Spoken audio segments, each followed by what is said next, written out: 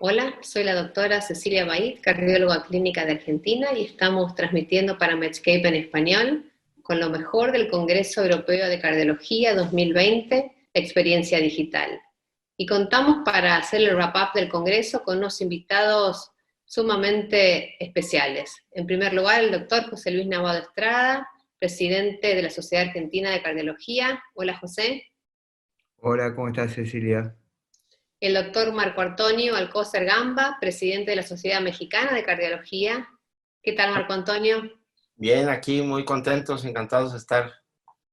Y el doctor Efraín Gaxiola López, director del CADESI. ¿Qué tal, Cecilia? Mucho gusto acompañarlos. Gracias. Una enorme alegría que podamos reunirnos, aunque sea virtualmente, para comentar los highlights de este congreso. Y pensaba que podíamos empezar por el estudio Emperor Reduce, José, que es un estudio tan importante.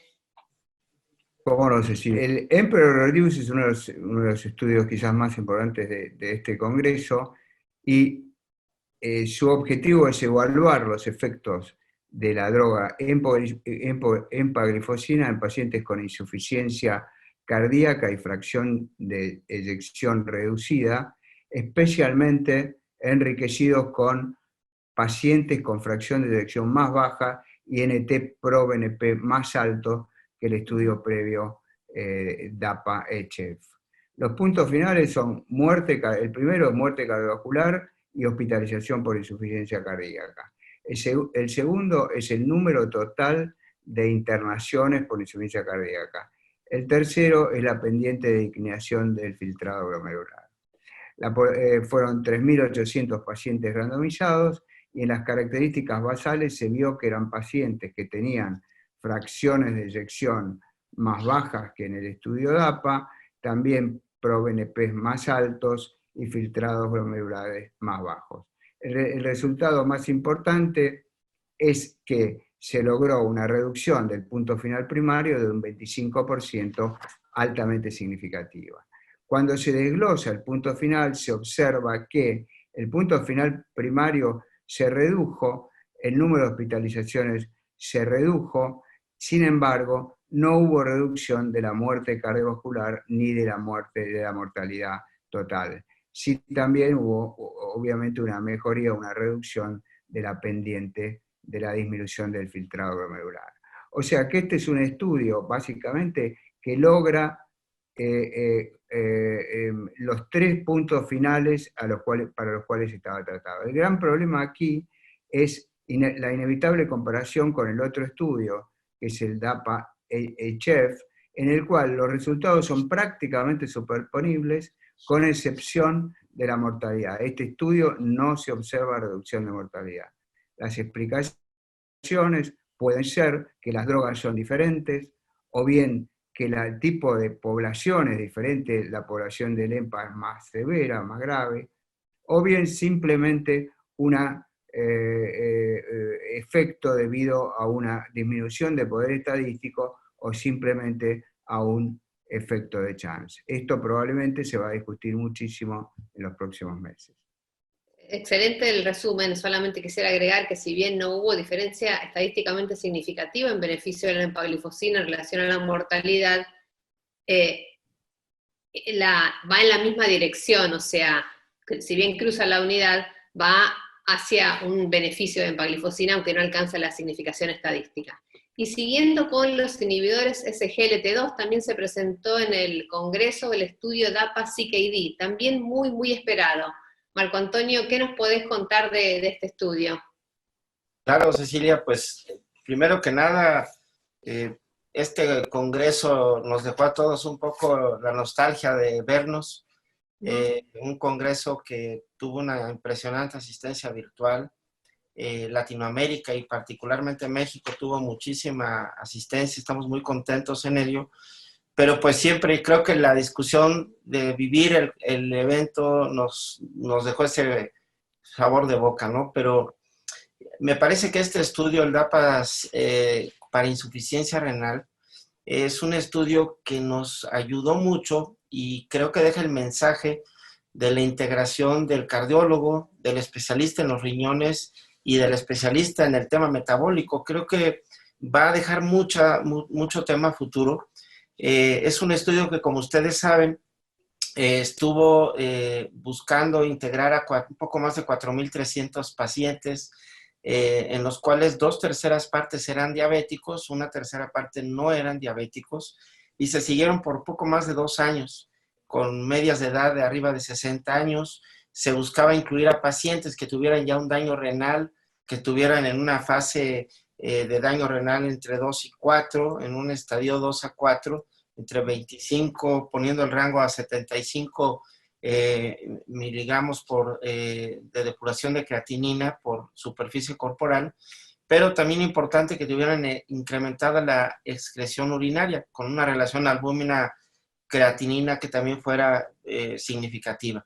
Lo interesante de este estudio, pues es que efectivamente se logra impresionantemente el objetivo primario, que era evaluar el deterioro de la función renal, porque hay que pensar que los pacientes que se incluían eran pacientes que tenían daño renal, no necesariamente diabetes, pero lo que se buscaba era ver si se detenía esta progresión del daño, si podíamos hacer que no se incremente o que no llegue a un daño terminal, y obviamente, como en los demás estudios, evaluar muerte cardiovascular, muerte renal, y pues la reducción que se tuvo de este objetivo primario fue muy importante. Para que tengamos una idea, en el grupo control hubo 197 eventos y en el grupo, activo de la dapaglifosina, y en el placebo tuvimos 302. ¿Esto qué implicó? Una reducción muy importante de 39% de riesgo relativo. Y finalmente, al estar haciendo el análisis tanto en diabéticos como en no diabéticos, los beneficios fueron espectaculares. Y tocando el tema de la mortalidad, también en este estudio la sumatoria de la mortalidad fue a favor del grupo que recibió la dapaglifosina. Entonces, me queda claro que este estudio, basándonos que eran pacientes que recibían la dosis máxima tolerada de IECAS o ARA2, que sería el estándar de oro para evitar la progresión de daño renal, pues la adición de la dapaglifosina viene a dar un cambio importante en la terapéutica. Sumamente claro el resumen, y creo que los SGLT2, los inhibidores SGLT2 han llegado para quedarse, y fuera de lo que inicialmente se pensó que era para pacientes diabéticos. Hemos visto cómo el beneficio de estas drogas en otro tipo de pacientes, con o sin diabetes. Y pasemos ahora a los resultados del estudio Popular TAVI. Efraín, ¿qué nos podés comentar de este estudio? Gracias, Cecilia. Pues es un gusto vernos virtualmente, como diría Marco. Se extraña el contacto personal, pero vivimos una nueva época y un nuevo aprendizaje. Este estudio de Popular TAVI realmente es un estudio desde el punto de vista metodológico muy sencillo. Este que voy a presentar es una de las cohortes, que es la A, en la cual se evaluaron pacientes sometidos a implante percutáneo de válvula aórtica, que fueron asignados a 2 grupos. Un grupo manejado con aspirina únicamente durante 3 meses y otro grupo manejado con aspirina más clopidogrel 3 meses, en pacientes sometidos a TAVI que no tuvieran indicación formal para anticoagulación. Los objetivos fue evaluar hemorragias a 1 año y también eventos tromboembólicos. Y realmente, como intervencionistas, tenemos una fijación por antiplaquetarios. Queremos dar antiplaquetarios en todos los escenarios clínicos, y TAVI no sería la excepción. Básicamente, lo que mostró este estudio es que la combinación de clopidogrel más aspirina en una población en promedio de 80 años sigue siendo una combinación muy propicia para eventos hemorrágicos. De tal manera que en este estudio TAVI, en la cohorte A, lo que observamos fue que precisamente la combinación de aspirina con clopidogrel incrementó en forma significativa los eventos de hemorragias, sin diferencia en eventos tromboembólicos a 1 año. De tal manera que el mensaje final o la conclusión de TAVI en pacientes que no tienen indicación formal para anticoagulación, la evidencia que tenemos actualmente es manejo con aspirina durante 3 meses, a menos, como he mencionado, que tuvieran indicación formal para anticoagulación, pues ya sería un escenario farmacológico diferente. Pero creo que es un estudio que es muy sencillo, pero que realmente viene a poner las cosas en su sitio. Concluyendo, aspirina únicamente en pacientes con TAVI. Recordemos que la TAVI es una válvula biológica y que el tratamiento antitrombótico es precisamente para ese tipo de prótesis. Creo que son datos sumamente relevantes para la práctica clínica y una vez más vemos que menos es más en relación a sangrado y eventos isquémicos. Yo quería comentar un estudio que me pareció muy interesante, que es el estudio Explorer HCM, que es un estudio en miocardiopatía hipertrófica obstructiva, en el que se testió una droga que se llama mavacamten, que reduce la formación del puente actina-miosina. Es un tratamiento específico para la patología, si bien se incluyeron 251 pacientes, los pacientes se randomizaron a esta droga versus placebo, se observó un beneficio significativo en relación al consumo pico de oxígeno, capacidad funcional y la obstrucción del tracto de salida del ventrículo izquierdo. Estos datos son muy importantes, sobre todo para una patología en la cual tenemos muy pocas herramientas terapéuticas para darle a estos pacientes. Así que creo que este es un estudio que también va a cambiar probablemente la práctica clínica. Y siguiendo con otros estudios, durante este congreso se presentaron varias guías, 4 guías específicamente: fibrilación auricular, infarto de miocardio sin elevación del ST, cardiopatías del adulto, cardiología del deporte y cardiopatías congénitas. Y queríamos repasar brevemente cuáles fueron los highlights de las guías de infarto de miocardio sin elevación del segmento ST. Marco Antonio, ¿qué nos podés contar de esto? Sí, fíjate que me quedé un poco con el mensaje que decías del estudio de las miocardiopatías, porque efectivamente no había estudios recientes de algo interesante que ofrecer, que es una población, yo diría, hasta un poco olvidada, porque tenemos poco arsenal terapéutico. Entonces, yo quería tocar ese comentario. Yo creo que las guías europeas hoy por hoy son pues una herramienta que sería impensable que un cardiólogo no las consulte. Es un excelente método de revisión y pues este año nos toca revisar 4 en particular. Yo resaltaría que las guías para el síndrome coronario agudo sin elevación del ST 2020 nos resalta mensajes importantes como el uso de los biomarcadores de alta sensibilidad, utilizar la troponina I, la troponina T como el biomarcador, es decir, ya no tiene mucho sentido estar utilizando otros biomarcadores como la CPK total, la CPK-MB, la mioglobina o incluso la troponina convencional. La utilidad que tiene es que nos va a permitir tener más diagnóstico de infartos. En este caso estamos asumiendo que es sin elevación del segmento ST. También la rapidez con la que se eleva esta sustancia nos permite que en menor tiempo podamos hacer una evaluación. Y si yo pienso estar en un servicio de urgencias de un hospital público que estoy preocupado por la demanda hospitalaria, me parece que estas recomendaciones de los tiempos, que incluso son de 0 a 1 hora de llegada y a la hora de repetir la troponina, pues nos da una utilidad, ¿no? Que también nos habla sobre las indicaciones de la terapia antiplaquetaria.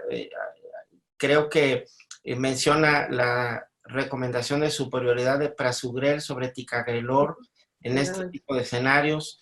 También nos generaliza que no demos el bloqueador de P2D12 antes de conocer la anatomía, algo que lo asumíamos solo para prasugrel. Ahora dice, si no conoces la anatomía, espérate a ver qué es lo que está pasando, pensando mucho sobre todo en las complicaciones. Y me parece que también el tema de la revascularización, de recordar que intentamos hacer una revascularización completa en estos enfermos, es otro de los mensajes.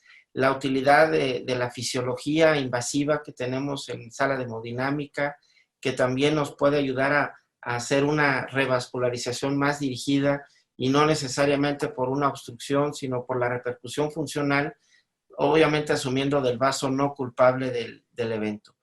Creo que estos serían de la guía los mensajes más relevantes, Cecilia. Creo que un muy buen resumen, y las guías como siempre están disponibles en la página de la del ESC para todos quienes quieran consultarla, así creo que vale la pena. Y otro estudio que se presentó, que con la utilización de colchicina, y vuelve otra vez a abordar el tema de el efecto antiinflamatorio de la colchicina y la enfermedad coronaria crónica. Efraín, ¿qué nos podés contar de este estudio que también trajo bastante que hablar? Bueno, déjenme decirles que la colchicina es un fármaco fascinante. Creo que lo tenemos en mente para el manejo de la gota, de la fiebre familiar mediterránea, para el manejo de la pericarditis, la enfermedad de Behçet, pero es un fármaco que tiene ya en el mercado, cuando menos en el uso clínico, más de 250 años. Y los últimos años ha tomado un resurgimiento, un auge muy importante como agente antiinflamatorio. Como bien has mencionado, lo que son los fenómenos aterotrombóticos van muy ligados de la inflamación como un disparador para esa ruptura de la placa. Estudio de colchicina presentado este año en el Congreso Europeo de Cardiología, le pusieron el nombre de LODOCO, LODOCO2, y es un estudio muy interesante porque se incluyeron más de 5,000 pacientes, lo cual es nada despreciable, pacientes con enfermedad arterial crónica, pacientes que hubieran tenido el último evento 6 meses atrás o inclusive con mayor antigüedad. Estos pacientes, 2 grupos, uno con 0.5 miligramos cada 24 horas contra placebo. Y aquí lo interesante del estudio es que antes de ser enrolados en el protocolo de investigación, los pacientes recibieron colchicina abierta durante un mes, precisamente para ver qué tan tolerable era. Después de que tuvieron el grupo que la toleró adecuadamente, ya fueron aleatorizados a esos 2 grupos, placebo contra colchicina, seguidos durante un promedio de 29 meses. Pacientes con enfermedad arterial coronaria crónica. Una forma muy interesante de ver esto es que el objetivo primario, que fue muerte cardiovascular, infarto del miocardio, EBC de tipo isquémico y también revascularizaciones por isquemia. Hubo una disminución de estos eventos combinados alrededor del 30-31% en favor del grupo que recibió colchicina. Si tomamos por separado los eventos, realmente no hubo disminución en muerte cardiovascular, pero sí una disminución de un 30% en la presencia de infartos del miocardio y un 25% de disminución en revascularizaciones. Creo que este estudio es sumamente importante porque si me atrevo a hacer una predicción, va a ser una herramienta muy útil farmacológica para pacientes con enfermedad arterial coronaria crónica. Esto ha dado pie también a que surjan otros estudios que están ya en el visor. Uno que es el estudio que va a incluir más de 10,000 diabéticos sin enfermedad arterial coronaria, el estudio COLCO T2D, para pacientes sin cardiopatía isquémica documentada. Si tomamos en cuenta toda la evidencia que tenemos, el mayor efecto, la mayor aportación antiinflamatoria se ha traducido en disminución de eventos clínicos cuando estos eventos tienen que ver con la inflamación como un disparador del evento. De tal manera que no tengo ninguna duda de que los siguientes 3 a 5 años vamos a oír mucho más de la colchicina, que de alguna manera, como les he mencionado, ha estado un poquito olvidada. Pero creo yo que va a ser una herramienta importante para algún grupo de enfermos con cardiopatía crónica. Interesante porque es el resurgimiento de una vieja droga en una nueva aplicación. Y brevemente quería comentar un estudio que se presentó hoy, que es el estudio Brace Corona, que responde a una pregunta clínica muy relevante y actual que tiene que ver con pacientes infectados con COVID-19, con enfermedad leve o moderada, que están internados, que son hipertensos y que reciben tratamiento con inhibidores de la enzima de conversión de angiotensina y antagonistas del receptor angiotensina 2, a partir de muchos reportes que habían surgido y que habían relacionado estos medicamentos antihipertensivos con peor evolución clínica. Este estudio, que es un estudio que se realizó en Brasil, un tremendo esfuerzo que incluyó casi 700 pacientes, a los pacientes que estaban internados con diagnóstico de COVID leve o moderado se los randomizó a discontinuar el tratamiento antihipertensivo con estas drogas o continuar durante 30 días, y lo que se observó es que no hubo diferencia entre ambos grupos, es decir que el estudio nos provee con datos de un estudio clínico randomizado, datos robustos de que suspender los inhibidores de la enzima de conversión o los ARA2 por 30 días no tiene efecto en la sobrevida de estos pacientes, y esto es algo sumamente importante y necesario, sobre todo en este momento en el que necesitamos evidencia para tratar a este tipo de pacientes. Bueno, ha sido un enorme placer contar con la presencia de cada uno de ustedes y con sus comentarios. José, Efraín, Marcos, muchísimas gracias. Gracias a vos, Cecilia. Buenas noches. Gracias a todos. Muchas gracias. Un abrazo, cuídense mucho. Muchísimas gracias. Gracias. Esto ha sido todo para Medscape en español, con lo mejor del Congreso Europeo de Cardiología 2020.